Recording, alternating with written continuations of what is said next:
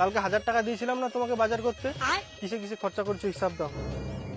মুদিখানা দোকানে বাজার করেছি 400 টাকা, মাছ নিয়েছি 200 টাকা, ফল বাজার 100 টাকা, আর আমি কুরকুরে খেয়েছি 20 টাকা। তাও তো 720 টাকা হচ্ছে, আরো 280 টাকার কি করেছো? এই যে দেখো, এরকম হাত পারলে কারো কাছে কেউ টাকা দেয় না, বুঝতে পারছো? কষ্ট করে ইনকাম করতে হয়। সারাদিন তো 1 টাকা ইনকাম করো না, তুমি কি জানবে টাকা ইনকাম করতে কত কষ্ট হয়? বুঝবা কি করে? সারাদিন তো খালি ফোন ঘাটে, ইনকাম করলে বুঝতে পারতো।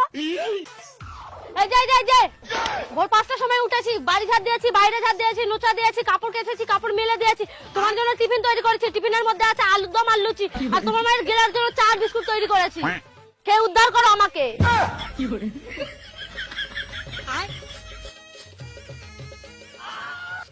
এই যে আজকে সারাদিনে তোমার জন্য দুপুরে খাবার তৈরি করেছি, তোমার জামা কাপড় ধুয়ে দিয়েছি, আর এখন আমি যাচ্ছি তোমার জন্য চা করতে। এই যে তোমার চা।